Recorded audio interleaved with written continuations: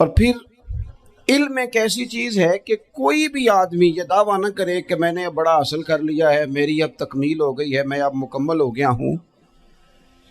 جن کو اللہ نے غیب کے خزانوں کی کنجیاں دی ہیں نا، ان سے بھی رب کریم نے کہا ہے کہ محبوب آپ دعا کریں کہ مالک میرے علم میں اضافہ کر دے۔ تو جب وہاں تک یہ بات ہے تو پھر عام آدمی کو بھی چاہیے کہ وہ اپنی معلومات میں اضافے کا شوق پیدا کرے۔ اور تیسری بات یہ کہ جو حضور کے علم شریف پر بات کرتے ہیں وہ بھی اس آیت سے سیکھیں کہ حضور کا علم تو ہر روز رب اس میں اضافہ فرما رہا ہے، تو ہر روز اضافہ ہو رہا ہے۔ وَلَلْآخِرَةُ خَيْرٌ لَكَ مِنَ الْأُولَىٰ، ہر روز ترقی ہو رہی ہے حضور کے علم شریف کی بھی۔ تو ہمارے ہاں زیادہ تر لوگ بات اس لیے سیکھتے ہیں کہ میں کوئی کہیں سے مسئلہ سیکھوں گا، پھر جا کے اپنی مسجد کے امام کو تنگ کروں گا کہ وہاں تو میں یہ سن کے آیا ہوں تو یہاں یہ کام کیوں نہیں ہوتا۔ میں کوئی بات سیکھوں گا تو پھر میں اس سے بحث کا دروازہ کھولوں گا۔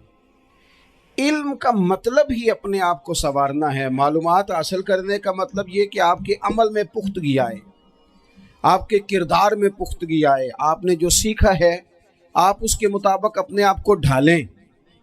مسلم شریف میں موجود ہے، نبی پاک صلی اللہ علیہ وسلم نے دعا مانگی ہے، اے اللہ میں اس علم سے تیری پناہ مانگتا ہوں جو علم تو ہو پر نفع والا نہ ہو۔ جس بندے کے علم نے اسے نفع نہیں دیا، وہ کچھ سیکھ نہیں سکا اس سے، تو اس کا علم کسی کو کیا نفع دے گا جب خود سے اس نے۔ اور صوفیہ کرام تو فرماتے ہیں کہ جو لوگ بڑی معلومات حاصل کر لیں، بڑی باتیں سیکھ لیں، پنچایت میں کسی کو بولنے نہ دیں، گھر میں کسی کو بولنے نہ دیں، بہت سارے لوگ تو علماء کو بھی مشورہ دیتے ہیں، بڑی باتیں کرے لیکن عمل کے لحاظ سے بندہ زیرو ہو تو اہل دل فرماتے ہیں اس کی صحبت سے بچو۔ اسے بڑا پتہ ہے، بڑی باتیں آتی ہیں، بڑی باتیں کرتا ہے، لیکن گفتگو کی حد تک تو بہت بڑا ہے، عمل کے معاملے میں صفر ہے۔ بہت سارے لوگ مسجد کے حجرے میں میٹنگ ہو رہی ہوتی ہے اور وہ لمبی لمبی دلیلیں اور مشورے دے رہے ہوتے ہیں، نماز کا ٹائم آ جائے تو اٹھ کے چلے جاتے ہیں، کہتے ہیں میں اپنے محلے دی مسیتیں پڑھنی ہے۔ کئیوں کو کام یاد آ جاتا ہے۔ فرمایا کہ شخص کے پاس معلومات بڑی ہوں لیکن عمل کے معاملے میں بندہ زیرو ہو تو اسے بچنا کیوں؟ اس لیے کہ اگر پڑھا لکھا آدمی بے عمل ہونا تو وہ اپنی بے عملی پر بھی دلیلیں پیش کرتا ہے۔ وہ کہتا ہے میں یہ کام نہیں کرتا تو یہ میرے پاس دلیل ہے، وہ تو بے عملی کو بھی مزین کر دے گا معاذ اللہ۔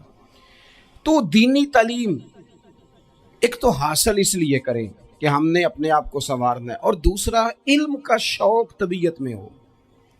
دیکھیں نا، اللہ کے حبیب صلی اللہ علیہ وسلم نے فرمایا ہے کہ جو علم کے رستے پہ چل پڑا وہ جنت کے رستے پہ چل پڑا ہے۔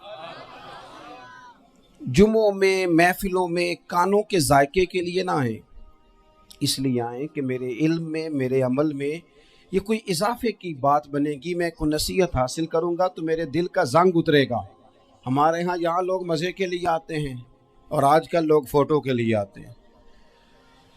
ان دو کاموں سے نکل کر خالص اصلاح کی نیت سے علم کا شوق، ہمارے ہاں تیزی سے ایک حرکت کی گئی، علماء کا وقار خراب کیا گیا اور لوگوں کو دینی علوم سے دور کیا گیا، اور اس میں بعض بیچارے واعظین اور خطباء نے بھی کردار ادا کیا جب جعلی پیر کی تعریفیں کھول کے کی، اور اسے پتہ نہیں کہاں تک۔ یہ اسٹیج ہوتے ہیں نا، ان میں کوئی بندہ اچھا لگے بھی تو اس کے لیے دعا کرنی چاہیے، تعریفیں نہیں کرنی چاہیے۔ تعریفیں اس کا کوئی فائدہ نہیں ہے، اس بندے کو تو دعا کا فائدہ ہے، اگر آپ کو اچھا لگ رہا ہے تو اسے دعا دیں، اس سے زیادہ کچھ نہیں کریں۔ اور ہمارے ہاں جناب وہ نقیب محفل بیچارے کی شامت آ جاتی ہے اگر تعریفیں تھوڑی کرے تو کہتے ہیں انہوں تو نام ہی نہیں لینا ہوں۔ اور بھائی اس کے نام لینے سے آپ کا قد اونچا ہوتا ہے۔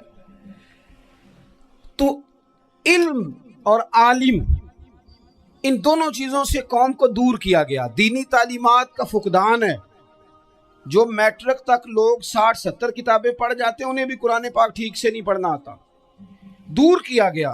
آپ مجھے بتائیے، چلیں ایک مسجد ہی آپ دیکھ لیں، اس مسجد کے اندر اگر ایک طرف ایک عالم دین مشکات شریف کھول کے بیٹھے ہوں، حدیث پاک کا درس ہو رہا ہے، یا بحر شریعت کھول کے بیٹھے ہیں، فقہی مسائل بیان کیے، اور اسی مسجد میں ایک بابا جی جبہ پہن کے تگڑا سا بڑی سی پگڑی باندھ کے اور 500 دانے والی تسبیح لے کے بیٹھے ہیں۔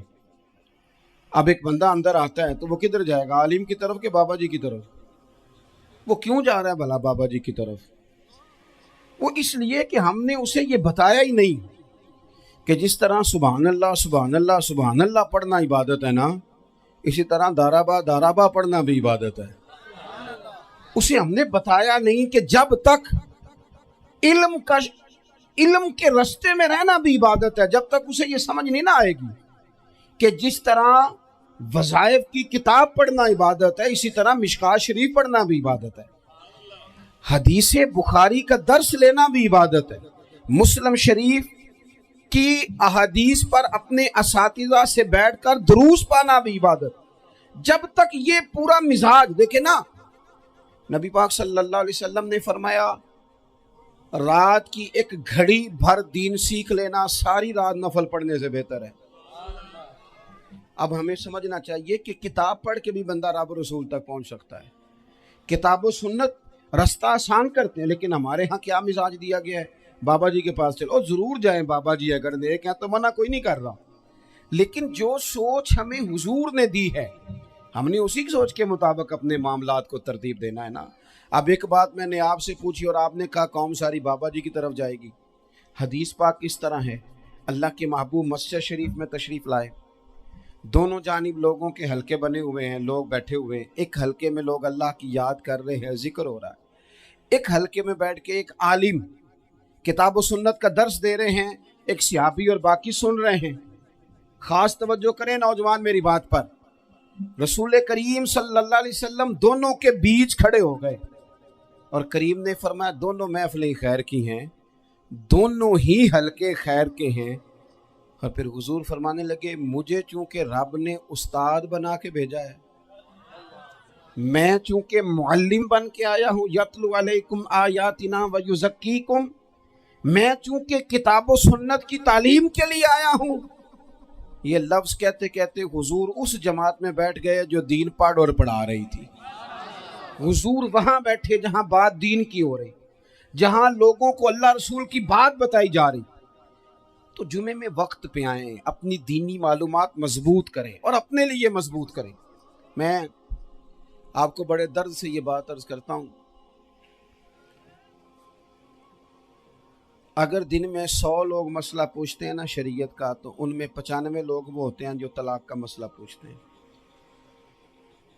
والد صاحب نے، بیٹی کے والد صاحب نے 2 مہینے پہلے آرڈر دیا ہوتا ہے فرنیچر کا، بیٹے کی شادی ہو تو مہینہ پہلے شیروانی والے کو بھی کہنا پڑتا ہے، گاڑیاں بک کرانی پڑتی ہیں، میرج ہال بک، یہ سارے لوازمات ہم کرتے ہیں، سارا کچھ کیا، گاڑی سے گھر بسنا ہے، میرج ہال سے بسنا ہے، فرنیچر سے بسنا ہے، ہم نے سارا کچھ ان کو بتایا، لیکن کاش 2 گھنٹے بچی کسی معلمہ کے پاس جاتی، بچہ کسی استاد کے پاس جاتا، نکاح طلاق کے مسئلے بھی سیکھتے۔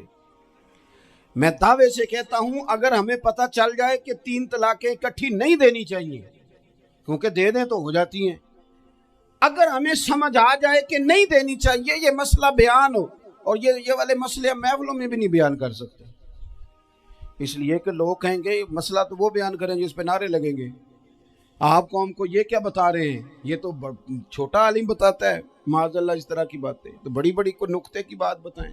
وہ جس طرح ہمارے ہاں وہ 1 گھنٹہ پہلے نہیں کہتے تگڑے ہو جو میں جملہ دینے لگا ہوں، وہ پتہ نہیں جملہ آ رہا ہے کہ ایٹم بم آ رہا ہے، تیار ہو جاؤ، جو میرا جملہ ضائع نہ کرنا، ادھر بھاگ کے چلا گیا ادھر بھاگ کے آ جاؤ، اللہ جانے وہ جس طرح کبھی لگتا ہے نا پٹاری سے، اللہ جانے کیا نکلے گا، میں جملہ دینے لگا ہوں۔ تو میں کہتا ہوں تو آرام سے بیٹھ کے بھی جملہ دے دے، تیرے جملے سے کیا نکلے گا، اور تو جملہ نہ دے ہمیں کوئی آیت دے، تو جملہ چھوڑ ہمیں کوئی حدیث پاک سنا، یعنی ہر نقیب، ہر خطیب، ہر نعت خواہ اٹھ کے کہتا ہے سارا قرآن ہی حضور کی تعریف ہے، اور بھئی اگر سارا قرآن حضور کی تعریف ہے تو چند آیتیں پڑھ دے، پھر تو نے پڑھی تو ایک بھی نہیں اور تو کہتا جا رہا ہے سارا قرآن ہی حضور کی تعریف ہے۔ یہ والی تعریف بھی تو سنانا قوم کو، جو یہ بچے ان کے استاد انہیں سکھا رہے ہیں اور یہ سیکھ رہے ہیں، اس طرف بھی تو سفر کریں۔ تو میرے عزیز، اگر لوگوں کو مسائل کا پتہ چلے تو सैकड़ों घर बच जाएं तबाह होने से, बड़े बड़े घर बच जाएं, लेकिन मसाइल नहीं आते। मेरे पास मसला पूछने के लिए कुछ लोग आ गए तो 4-5 साल का बच्चा भी था जिसके वालिद ने गुस्से में अपनी बीवी को 3 तलाकें दी थी। तो छोटा सा बच्चा, कपड़े भी फटे पुराने, और हालत बता रही थी कि गरीबी है। तो जब मैंने मसला बताया कि 3 तलाकें हो गई हैं तो वापस जाने लगे, तो बच्चा मुझसे कहता है, देहाती आदमी, तो कहने लगा, मौलवी साहब मेरी अम्मा ते नानी कहनी असन पूछ के आई आप कि हुण असीं लहदा लहदा ही रहना है। तो उस बच्चे की नौनिहाल की वो कैफियत देखी तो मैं रो पड़ा। मैंने कहा यार ये बच्चा बेचारा माँ बाप के होते हुए ये यतीमों जैसी ज़िंदगी गुजारेगा क्योंकि बाप ने तलाक दे दी। किस तरह मसाइल नहीं बताए लोगों को, तालीम से आगाही नहीं किया। और इसमें बहुत बड़ा जुल्म है उन लोगों का भी जो जनाजे पे खड़े होके तो कह देते हैं, मेरी तरह के लोग अच्छे उलमा की बात नहीं करता, वो कह देते हैं देखो जिन लोगों को जनाजा नहीं आता, भैया आपने किस दिन इशा के बाद क्लास लगाई थी जनाजा सिखाने की? ये तो आपने कह दिया लोगों को कुरान जी ठीक नहीं आता। तो यहाँ तो बेचारी बीबियाँ जिनको सही पढ़ना नहीं आता वो मिशन बना लेती हैं कि मैंने इतने 100 को कुरान पाक पढ़ाना है, बेवा हो गई हूँ, तलाक याफ्ता हो गई हूँ, सारी जिंदगी कुरान पढ़ाऊंगी। हम क्यों ये मिशन नहीं बनाते, क्यों इस तरफ सफ़र नहीं करते? एक तो दीनी मालूमात में, दीनी उलूम में अपने आप को लगाएं और ज़ौक़ पैदा करें कि जो चीज़ें मुझे नहीं आती मैंने वो सीखनी है, जो मामलात मुझे नहीं आते मैंने उनकी तरफ सफ़र करना है। एक तो अपना ये मिजाज बनाएं। और जब आप दीनी उलूम सीखते हैं तो पता है कौन सा मंजर कायम होता है? मंजर वो बनता है कि हज़रत अबू हुरैरा भी दीन सीखा करते थे, हज़रत अब्दुल्ला इब्न उमर भी असहाबे सुफ़ा में रहा करते थे, हज़रत अनस बिन मालिक भी रहा करते थे। और ऐसा मंजर बनता है कि हज़रत सैयदा खदीजतुल कुबरा रज़ी अल्लाह तआला अन्हा फरमाती हैं, सैयदा फातिमा हुजूर की गोद में बैठी होती थी और नबी पाक से बातें पूछती थी और हुजूर उन्हें बता रहे होते। सैयदा आयशा हुजूर से दीन की बातें पूछती। चौथा हिस्सा हमारी फिका के उसूल हजरत फातिमा की, हजरत आयशा सिद्दीका की मरवियात पर मबनी है। अगर हमारी बच्चियां छोड़ दें डाइजेस्ट पढ़ना, छोड़ दें इधर उधर की मूवी देखना और वो किताबों सुन्नत पर आ जाएं, तो बहुत सारे मसाइल ऐसे हैं जो उलझने से पहले ही सुलझे हुए हों। दीनी तालीम का मिजाज और ज़ौक़। और दूसरी आयत करीमा मैंने तिलावत की, अल्लाह करीम ने कुरान मजीद में फरमाया, या अय्युहल्लज़ीना आमनू कू अनफुसकुम व अहलीकुम नारा, है ईमान वालों खुद भी दोज़ख की आग से बचो और अपने घर वालों को भी बचाओ।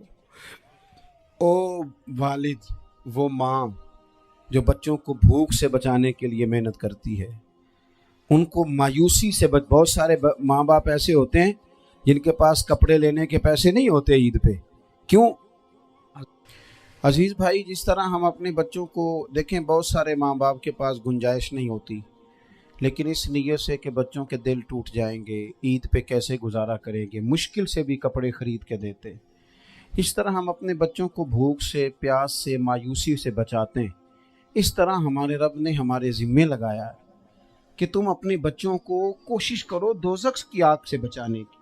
हज़रत उमर फ़ारूक रज़ी अल्लाह तआला अन्हु ने अर्ज़ किया था, या रसूल अल्लाह सल्लल्लाहु तआला अलैहि वसल्लम, इस आया करीमा का माना क्या है?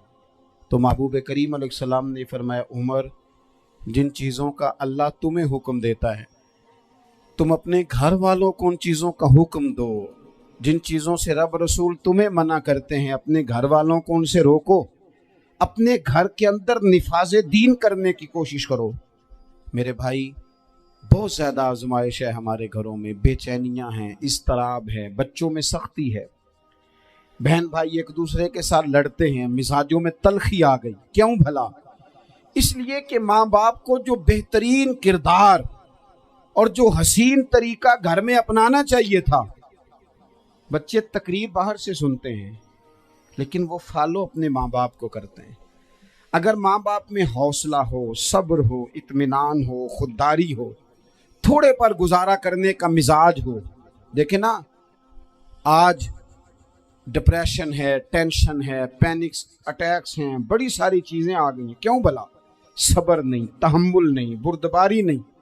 आजमाए। एक दिन एक बच्चा मेरे पास आ गया मदरसे का और आके वो रोने लगा میرے گھر والے کہنے لگے کھانا چھوڑ دیں پہلے اس کی بات سن لے. میں نے کہا پتر کیا ہوا, کسی نے مارا ہے کسی استاد نے؟ کہنے لگے نہیں حضرت, گھر فون کیا تھا تو میری اماں اور ابا کی لڑائی ہو رہی ہے. بچہ کانپ رہا ہے, ٹانگیں کانپ رہی ہیں. میں نے کہا کیا ہو کیا گیا تمہیں پتر, لڑائی ہو رہی ہے تو گھروں میں ہو ہی جاتی ہے. کہنے لگے نہیں آپ کو پتہ نہیں وہ بڑا سخت لڑتے ہیں. میرے والد جب میری والدہ کو مارنے کے لیے آگے بڑھتے ہیں تو ہم سارے چار پنجوں کے نیچے چھپ جاتے ہیں, ہمیں خوف آتا ہے, وہ منظر خطرناک ہوتا ہے. یہ کون تکلیف دے رہا ہے اپنے بچوں کو؟ یہاں بیٹھے ہمارے ہاں میلوں دور رہتے تھے اس کے گھر والے, تو وہ تکلیف میں تھا, تو گھر میں کیا کیفیت ہوگی اگر حوصلہ ہو, صبر ہو, قناعت ہو, اللہ کے دیے ہوئے تھوڑے رزق پر ہمیں راضی رہنا آتا ہو, ہمارے گھروں میں سکون آئے, اطمینان آئے, ہم جو زندگی بڑی خوشی خوشی گزار سکتے ہیں. ہمارے مزاجوں کا لالچ, ہماری طبیعتوں کی بے راہ روی, ہماری جھوٹی انا کا بت, ان ساری چیزوں کو ختم کر دیتا ہے. اپنی زندگی کے اندر اگر ہم وہ کردار اپنے بچوں کو دیں جس کردار میں موبائل بھی ہو, جس میں گاڑی بھی ہو, جس میں پیسے بھی لا کے ابا دراز میں رکھتا ہو, لیکن والد کا گھر میں مصلی بھی موجود ہو, اس کی کوئی تسبیح بھی ہو, وہ یہ بھی کہتا ہو کہ خدا نے اپنے فضل سے آج 5,000 دیا ہے تو اس میں 1,000 غریبوں کا بھی ہے, اس میں تھوڑا سا میں نے اللہ کی رضا کے لیے بھی رکھا ہے. اگر کوئی مشکل آ جائے تو وہ باپ اور ماں کو صبر کرتا ہوا دیکھتے ہوں, اگر ایک باپ کر بات کرے تو دوسرا برداشت کرتا ہو. خدا را اپنی اولادوں کو اس اذیت کا شکار نہ کرو. اپنے گھروں کے اندر وہ خودداری, وہ پیار, وہ وقار, وہ محبت, وہ انداز. آپ تھکے ہوئے ہیں کوئی شک نہیں, آپ بہت سارے مسائل کا باہر شکار ہوں گے کوئی شک نہیں, لیکن آپ باہر سے تھک کے آئے ہیں, اور اگر آپ باہر اپنی فیکٹری کے مالک ہیں اور دفتر کے بڑے ہیں تو گھر میں بھی تو آپ بڑے ہیں نا. آپ کی ماں بھی تو انتظار کر رہی ہے, اس نے بھی تو دکھڑا سنانا ہے نا آپ کو. آپ یہ دیکھیے کہ آپ کے بچے بھی تو انتظار کر رہے ہیں, وہ چاہتے ہیں کہ ابا آ کے بیٹھے تو ہم ان کے سینے پہ چڑھ کے تھوڑا کھیلیں. آپ کی اہلیہ منتظر ہیں. کچھ باتیں بیوی کسی اور سے نہیں کہہ سکتی, صرف اپنے شوہر سے کہتی ہے, لیکن وہ تو آتے ہی جلال میں آ گئے صاحب. وہ کہنے لگے تو بڑی نالائق ہے, میں تھکا ماندہ آیا ہوں اور تو نے مجھے کہانی سنا دی ہے. وہ اس خاتون سے شدت کے ساتھ پیش آنے لگے. میرے رسول پاک کی حیات نور کو دیکھو, حضرت ام ایمن حضور کی رضائی والدہ ہیں, ان کی بھی خدمت ہو رہی ہے. حضرت حلیمہ سعدی آ رہی ہیں تو خدمت ہو رہی ہے. حضرت عباس حضور کے چچا ہیں تو کریم فرماتے ہیں میرے چچا ہیں باپ کی جگہ پہ. حضور دوست احباب صحابہ غلاموں سب کے ساتھ پیار کر رہے ہیں. 9 ازواج مطہرات ہیں گھر کے اندر, اور کیفیت یہ ہے کہ حضور صرف ان کی ضرورتوں کا ہی خیال نہیں کرتے, خواہشات کا ہی خیال نہیں کرتے, بلکہ میرے کریم کا طریقہ یہ ہے کہ کوئی بندہ آج بول کیا رہا ہے, وہ کہاں کھڑا ہے آج, اس کے جملے کس طرح کے ہیں, اس کا لہجہ کس طرح کا ہو گیا ہے, اور اسے ٹھیک کیسے کرنا ہے. محبوب اس کا خیال فرماتے, توجہ کرتے. میں کہتا ہوں کہ ہم سب کو شوق آیا ہے آرام کرنے کا. میں صبح 11 بجے سے پہلے اپنے گھر سے نکل آیا تھا, اور یہ وقت آ گیا ہے, اور رات کو خدا جانے کس وقت گھر پہنچنا ہے. کئی دفعہ کیفیت یہ ہوتی ہے کہ گاڑی سے اترتے ہیں تو پھر دل کرتا ہے کہ کوئی اٹھا کے چلائے نا کبھی. اس کے باوجود بہت سارے لوگ ناراض رہتے ہیں کہ ہم سے مل کے نہیں گئے, فوٹو نہیں کھنچوا کے گئے, فلانی جگہ چائے نہیں پی کے گئے. یہ تسلسل ہے. لیکن میں جتنا مرضی تھکا ماندہ گھر جاؤں گا نا, کبھی ایسا نہیں ہوا کہ میں گھر جاؤں تو بڑی ٹینشن میں جاؤں. میری گھر والی ایک دن مجھ سے کہنے لگی آپ نے کبھی نہیں کہا کہ میں تھکا ہوا آیا. بندہ تھک بھی تو جاتا ہی ہے نا, کبھی کہاں کرے نا.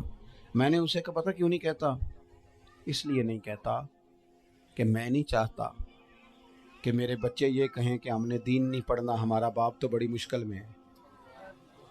ہم اپنے کام کے بارے میں اپنے گھر میں شکوے کرتے ہیں. آپ کسی بچے سے پوچھ لیں کون سا کام کرنا ہے, کہ جڑا ابا جی کر دے رہے ہیں وہ نہیں کرنا. کیوں کہ ابا جی ہر روز تو کہتے ہیں میں بڑا الجھ گیا ہوں, یہ کام بڑا مشکل ہے. میں چاہتا ہوں کہ میں اپنے بچوں کو یہ بتاؤں کہ پتر میں تو جدھر جاتا ہوں پھول ہی پھول ہیں. میں تو جدھر سے گزرتا ہوں محبت ہی محبت ہے، میں تو جدھر سے دیکھتا ہوں دعائیں ہی ملتی ہیں، تاکہ ان کا شوق پیدا ہو۔ میرے عزیز، آپ تھوڑا سا دل بڑا کریں۔ اگر آپ ایک کی وجہ سے پورا گھر سکون میں آ جاتا ہے تو آپ دل بڑا کیوں نہیں کرتے؟ جگہ ڈھونڈتے ہیں بس مجھے کوئی تنگ نہ کرے، کوئی میری باپ ماں بدولت کو کوئی پریشان نہ کرے۔ بخاری شریف سنیے، حضرت عائشہ صدیقہ رضی اللہ تعالیٰ عنہ بیٹھی ہیں، حضور فرمانے لگے عائشہ آج ایک بات نہ بتاؤں تمہیں؟ یا رسول اللہ بتائیے۔ حضور فرمانے لگے جب تم مجھ سے ناراض ہوتی ہو تب بھی مجھے پتہ چل جاتا ہے، اور جب راضی ہوتی ہو پھر بھی پتہ چل جاتا ہے۔ تو حضرت سید عائشہ صدیقہ بات سن کے بڑی خوش ہوئی، یا رسول اللہ وہ کیسے؟ حضور فرمانے لگے کبھی کبھی تم قسم اٹھاتی ہو۔ یا رسول اللہ ہاں۔ فرمایا جب ہوتی ہو نا راضی، خوش، تو پھر کہتی ہو مجھے رب محمد کی قسم صلی اللہ علیہ وسلم، پھر تم میرے نام کے ساتھ رب کریم کا نام ملا کے قسم اٹھاتی ہو، رب محمد کی قسم۔ یا رسول اللہ بالکل ایسے ہی ہے۔ اور فرمایا جب تمہارے دل میں کوئی بات ہوتی ہے نا تو پھر تم کہتی ہو مجھے رب ابراہیم علیہ السلام کی قسم، پھر تم رب محمد نہیں کہتی۔ یہ بخاری مسلم میں موجود ہے۔ حضرت عائشہ صدیقہ نے تو بات سنی تو کھل گئی طبیعت، کہنے لگی کریم صدقے جاؤں، یہاں تک خیال فرماتے ہو؟ کس کے جملے کہاں پہنچ گئے، یہاں تک خیال ہے؟ فرمایا مجھے پتہ چل جاتا ہے کہ تمہاری کیفیت کیا ہے، کہاں کھڑی ہو۔ او بھئی ہم تو اپنی ماں کا بھی خیال نہیں رکھتے، ہمارا باپ کہاں بیچارہ کھڑا ہے، وہ تو انتظار میں تھا کہ کوئی 10 منٹ میرے پاس بیٹھے گا، توجہ ہی نہیں، جذبات کا خیال ہی نہیں۔ حضرت عائشہ صدیقہ بات سن کے عرض کرنے لگے یا رسول اللہ مجھے رب محمد کی قسم ہو، میں صرف نام چھوڑتی ہوں، میرے دل میں ہر وقت مدینے والے محبوب ہی رہتے ہیں، نام ہی چھوڑتی ہوں صرف۔ او میرے دوست تھوڑا سا جا، اور دوسرا عرض کروں گا، دولت اگر بہت عالی چیز ہوتی نا، بہت قیمتی، تو سب سے زیادہ سیدہ عائشہ کے گھر میں ہوتی۔ اگر پیسوں سے ہی سوکھ آتا تو پیسے سب سے زیادہ حضرت فاطمہ الزہرا کے کاشانہ نور میں ہوتے۔ او میرے بھائیوں، سونا وقت محبتوں سے گزارا جا سکتا ہے۔ او بھائی، میں نے تو اپنے گھر میں یہ دیکھا کہ میرے والد صاحب گرمی آتی تو فرماتے او لو بھائی تانوں پرواہ نہیں، میں تواڈے پڑھولے چ دانے پا دیتے نے تے تواڈی ماں نے مرتبہ نے چار پا دیتا ہے، لو اب تمہیں کہیں جانے کی ضرورت نہیں پڑے گی۔ اس پہ بھی وقت بڑا اچھا گزرتا تھا، اس پہ بھی ٹائم بڑا اچھا، 6 کھانے کھا کے بچے نخرے کر رہے ہیں۔ میں نے اپنے والد صاحب سے ایک دن کہا، میں کہ ابا جی تانوں پسند کی ہے؟ فرمان لگے پتر جے تے لگی ہوئے بھوک پھر تے ہر شے، اور اگر بھوک نہ ہو تو پھر نخرے ہی نخرے ہیں، پھر کیا پسند ہونا ہے؟ طبیعت نہیں۔ اپنے گھروں میں، اپنے دوستوں میں اطمینان پیدا کریں، اضطراب سے باہر آئیں۔ اور ایک بات اور عرض کرنی ہے، یاد رکھنا تقریر باہر چلتی ہے، گھر میں نہیں چلتی، گھر میں عمل چلتا ہے۔ گھر جا کے آپ لیکچر دینا نماز پڑھا کرو، نماز پڑھا کرو، نماز پڑھا کرو، نماز پڑھا کرو، تو کوئی نہیں پڑھتے گھر والے۔ آپ گھر میں نماز خود شروع کر دیں۔ نبی پاک صلی اللہ علیہ وسلم نے فرمایا گھروں کو قبرستان نہ بناؤ، کچھ نفلی نمازیں گھر میں بھی پڑھا کرو۔ اللہ کے پیارے رسول صلی اللہ علیہ وسلم کا گھر مسجد نبی کے بالکل ساتھ ہے، دروازہ حضور کے گھر کا مسجد میں کھلتا تھا، لیکن نبی کریم صلی اللہ علیہ وسلم کیا کرتے تھے؟ حضرت عائشہ صدیقہ فرماتی ہیں تہجد کی نماز گھر میں پڑھا کرتے تھے۔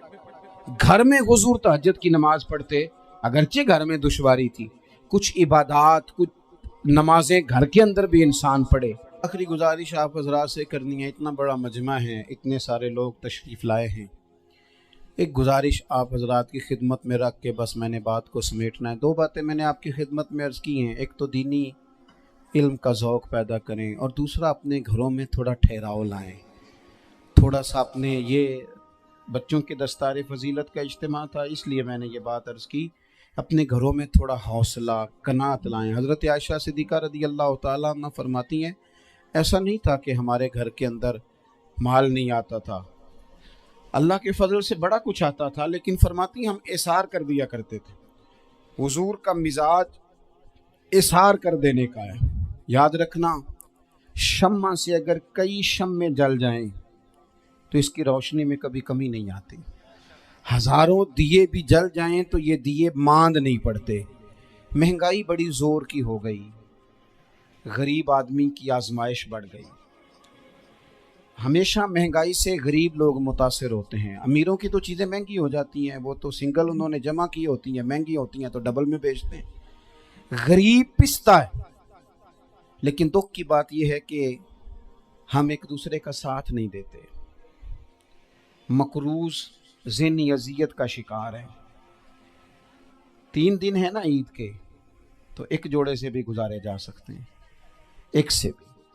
अक्सर लोग तो वैसे ही ईद की नमाज पढ़ के सो जाते हैं, और जो बेदार भी हैं वो भी कपड़े बदल करके जानवर के ज़िबा में मशगूल हैं। हमने इस ईद पे कोशिश करनी है कि हमारी गली में, हमारे मोहल्ले में, हमारे दाएं बाएं थोड़ा सफ़र करें, बच्चों को देखें, सरकारी स्कूल से निकलते बच्चों को देखें, मसाजिद मदारस से निकलते बच्चों को देखें। हम ना एक एक दो दो का साथ दें। ये जितनी सियासी जमातें काम कर रही हैं, जिनकी हुकूमत थी, जिनकी है, पता नहीं कल किसकी आएगी। मैं तो ज़ाती तौर पर इनसे पूरा मायूस हूँ। मुझे तो नहीं लगता कि जितने लोग आज तक हुकूमत कर चुके हैं, बार बार आते हैं या पिछली हुकूमत गई है, इनके पास कोई प्लान ही नहीं है। ये तो बेचारे एक दूसरे की टांगें खींचने के अलावा ना कुछ कर सके हैं, ना उम्मीद है कुछ करेंगे। लेकिन गरीब की तकलीफ़ बढ़ गई है। मेरे पास 20 लोग आते हैं, आते तो वो दुआ का कहने हैं, आते तो सिर्फ ये बताने हैं कि इस मुश्किल में हूँ, दुआ करना। लेकिन दोस्तों, लोगों की बातें सुन के बड़ी तकलीफ़ होती है। हम क्या किसी की मदद कर सकते हैं? हमारे लिए तो मदारस चलाने मुश्किल हैं, लेकिन लोग अजियत का शिकार हैं। ज़हनी कर्ब के नीचे लोग आ गए, इतनी बड़ी अजियतें खड़ी कर दी गई हैं। थोड़ा थोड़ा देखो, 2 का खाना 3 भी तो खा ही सकते हैं ना, 3 का खाना 4 भी तो खा ही सकते हैं ना। मेरे महबूब ने हमें ये नहीं कहा था ज़्यादा गोश्त पकाना, बल्कि रसूल पाक ने तो रंग ही बड़ा सादा दिया है। करीम ने फरमाया, आयशा शोरबा ज़रा ज़्यादा कर लो, पड़ोसियों को भी सालन दे देंगे। थोड़ा शोरबा ज़्यादा कर लो, इसी को बढ़ा लो, थोड़ा शोरबा बढ़ा लें, थोड़ा थोड़ा एक दूसरे की मदद करें, दस्ते शफकत रखें। गलियों में सुनसान लोग, अब तो लोग एक दूसरे से दुख भी नहीं कहते, वो कहते हैं देना किसी ने है कुछ नहीं, और तमाशा अलग से बन जाएगा। दोस्तों, हमने खुद एक दूसरे का हाथ बटाना है। जो लोग साहिब सरबत हैं, देखो एक ही बाप की औलाद होती है, एक को अल्लाह बड़ा नवाज देता है, 2-3 कमज़ोर रह जाते हैं। उसको चाहिए वो दूसरों पे दस्ते शफकत रखे। एक गली में सारे लोग एक ही कबीले के, एक ही इलाके के, एक आगे निकल गया है, उसे चाहिए वो दूसरों का ख्याल करे। अजीज़ भाइयों, हमने इस कमर तोड़ महंगाई के दौर में, मैंने जुमे में अमीर लोगों से कहा था कि कुर्बानियाँ करनी तो है ही, तो तुम तो सारा साल गोश्त खाते हो। क्या आपको बताऊं कि हम उस वतन में रहते हैं यहाँ फ्रिज और फ्रीज़र बड़ी इससे पहले ज़्यादा बिकते हैं। फ्रिज नहीं ले आओ, बड़ी ले आओ, चूँकि गोश्त सेव करना है, सारा साल भी तो मिलता है ना अमीरों। मैंने तो कहा था उस गांव में ले जाओ जहाँ कुर्बानी कोई नहीं कर रहा, ज़िबाई वहाँ जाके कर लो। थोड़ी सी गुंजाइश बनाएं अपने दिलों में। ये ज़रूरी नहीं कि सामने वाला आपका शुक्रिया भी अदा करे। हज़रत आयशा सिद्दीक़ा रज़ी अल्लाह ताला अन्हा, अम्मा जी एक कनीज़ रखी हुई थी, हज़रत उस्मान गनी ने दी थी कि आपकी खिदमत करेंगी। तो वो कनीज़ कहती है कि अम्मा जी तो मेरी भी रोटियां पका देती थी, वो तो मेरे लिए भी खाने का अहतमाम कर देती थी, लेकिन कोई दरवाजे पे अगर मांगने आता तो हज़रत आयशा सिद्दीक़ा मुझे कहती इसे खैरात दे आओ। तो मैं कहती अम्मा जी ये काम तो लोग दौड़ के करते हैं और आप ये मुझे कह रही है मैं कर दूं। तो हज़रत आयशा फरमाती जब कोई बंदा किसी को देता है तो वो शुक्रिया अदा करता है। मैं चाहती हूँ वो शुक्रिया भी तेरा ही अदा कर जाए, मैंने जो अजर लेना है वो रब की बारगाह से लेना है। तो मेरे भाई अपनी ज़िंदगी में थोड़ा सा तो दिल बड़ा करें, थोड़ी थोड़ी गुंजाइश पैदा करें। और ये ज़रूरी नहीं कि उस बंदे का आपसे बड़ा अच्छा सलूक ही हो, ना भी हो उस गरीब का सलूक अच्छा, तो बाज़-औक़ात बंदा गरीबी में तल्ख भी तो हो ही जाता। बाज़-औक़ात इंसान पे गुर्बत ज़्यादा आ जाए तो उसकी तबीयत भी तो, बीमार आदमी सख्त भी तो हो जाता है। तो मेरी आपसे ये गुजारिश है कि ये जो दिन चल रहे हैं वो हमारे यहाँ हमारे हुक्मरान कहते हैं मज़ीद सख्त फ़ैसले करने पड़ेंगे। और मैंने कहा तुम्हारे लिए तो आसान है, इसलिए कि तुम तो जिस दफ्तर में बैठ के फ़ैसला करते हो उसकी तो बत्ती कोई नहीं जाती। تمہیں کیا پتا ہو، وہاں تو اے سی بھی 1 منٹ کے لیے بند نہیں ہوتا۔ یہ تو اس سے پوچھو باپ سے کہ جو عید سے پہلے اپنی بیوی سے مشورہ کر رہا ہے کہ عید آ گئی ہے، اگر بیٹی کے گھر کپڑے نہ بھیجے تو اس کی ساس باتیں کرے گی۔